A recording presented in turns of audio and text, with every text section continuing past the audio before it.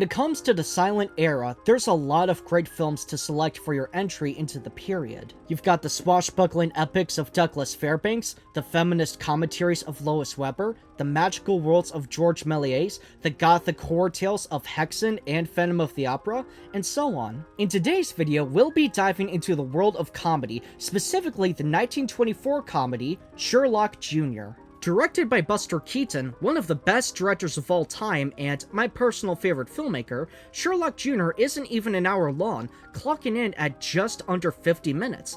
But in that short amount of time, it perfectly summarizes the beauty of silent cinema and why people like me are so passionate about it. And as the title suggests, it's also my favorite silent film, both because of how it introduces audiences to a world from 100 years ago, and just because I always have a great time watching it. So today, we're gonna go through some history behind the film and Buster Keaton, why I love the film, how Keaton pulled it off, and of course, how it holds up 102 years later. This is Sherlock Jr. From the moment he was born on October 4th, 1895 in Pickwick, Kansas, Joseph Frank Buster Keaton found himself thrown into the world of acting. His parents, Joe and Myra Keaton, were vaudevillians, traveling in a snake oil medicine show, also known as the bottom of the barrel for performers of their day. Joseph Frank Keaton made his debut when he was just a few years old, and was soon one of the youngest stars in vaudeville. It was also around this time when he got his official nickname, Buster. The story goes, according to him, he fell down a flight of stairs when he was 3 and family friend Harry Houdini, yes, that Harry Houdini, picked him up and said, "He sure is a buster." Now, it's still debated if Houdini was the one to actually give him the nickname, but hey, it makes for a good story. By the time he was a teenager, his family had broken up the act, largely due to his dad's drinking and abuse towards Myra.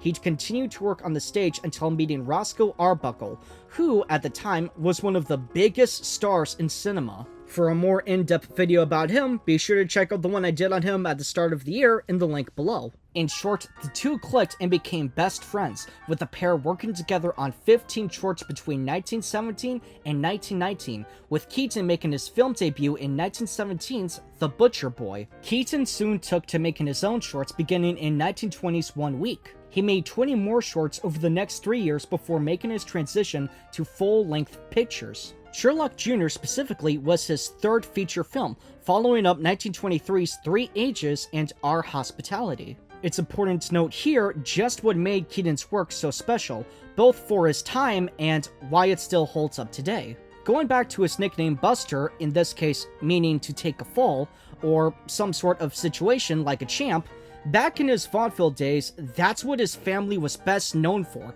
They'd literally throw him around the room, chuck him into the audience, and teach him how to perform trick falls. As a child, he was initially built as the little boy who couldn't be hurt, and later in his film career as the Great Stoneface. Both from the very, and I mean very dangerous stunts he'd do, which we'll get to in a moment, but also his ability to tell a story with nothing but his eyes. Since cinema during this time couldn't rely on dialogue to move a story forward, it truly became a purely visual storytelling format.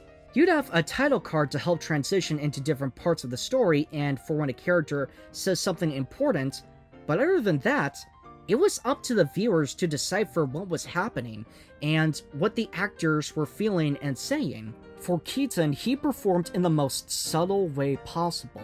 Just a look would tell you if he got a plan, or was heartbroken, or realizes what's going on around him. Moving on to his stunts, it's a miracle he survived as long as he did, living to the age of 70. In the case of Sherlock Jr., he found himself living with a broken neck for at least 10 years. Let me explain. During this scene, Keaton took the fall with water pouring onto him. He hit his head on the railroad track and suffered headaches for a few days. Jump to the 30s and he's in the doctor's office when he's asked, "When did you break your neck?" And he said, "I never broke my neck." And the doctor said, "Yes, you did." So, I'm obviously not saying you should risk your life for your work, which unfortunately was a very common thing in the very early days of cinema. But it's the fact that he was willing to do it for real that many look back on with amazement.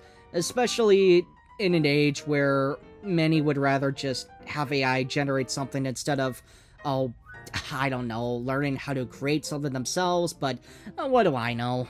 When you see Keaton in a chase scene, for example, he's really running and working through his surroundings. When he falls off a train or a flight of stairs, he's really taking those falls. It was something he was always passionate about and took pride in up to his deathbed on February 1st, 1966.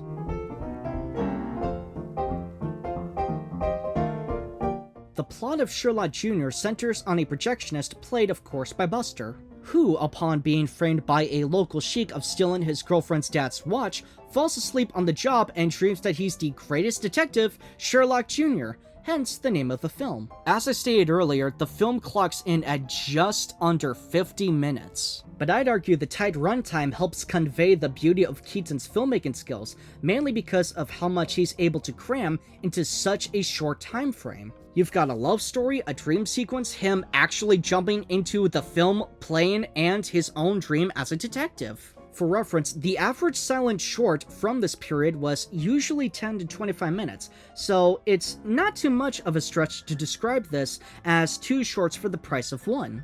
And most people from this era were experts in creating thought-provoking and heartfelt stories that were to the point. And to be clear, I love long movies as much as the next random guy on the internet, but let's go through an example of a film that could have been so much better with a shorter runtime. Anthony Hornas's Silent Night in Algona. It's based on the true story of POWs residing in Algona, Iowa during World War II.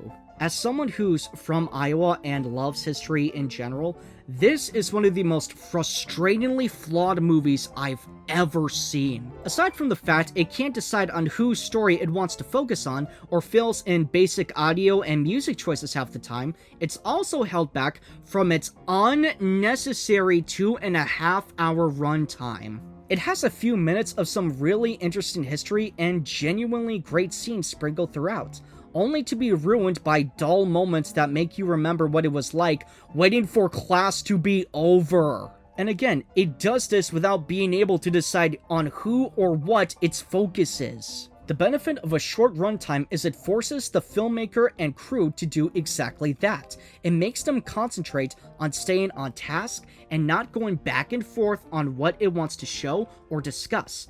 Seriously though, we understood this 100 years ago. A lot of us just don't have an excuse.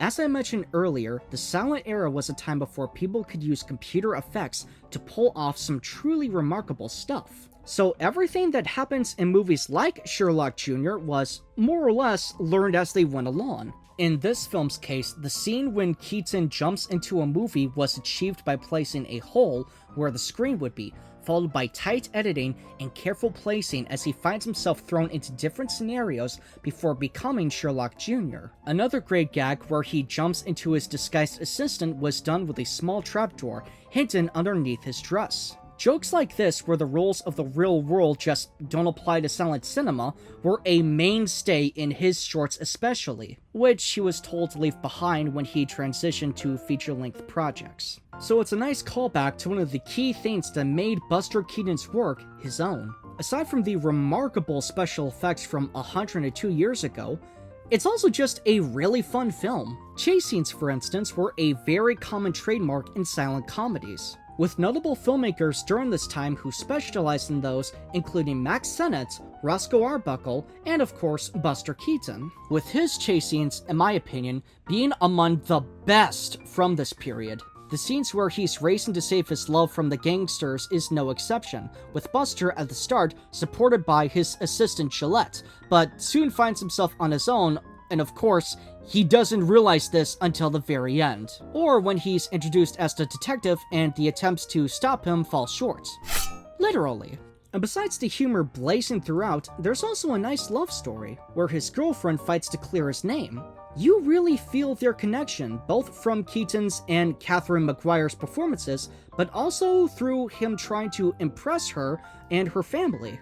It's a great comedy with some very creative effects and touching moments to match. Oh boy,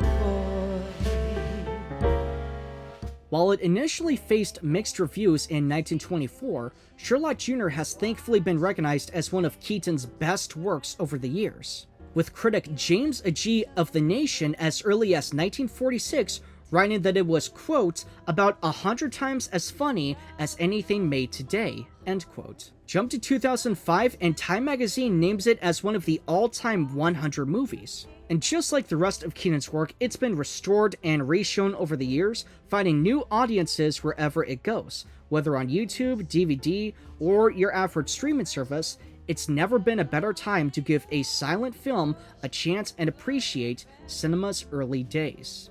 And if there's one I'll always recommend without hesitation, it's Sherlock Jr. Thanks for watching.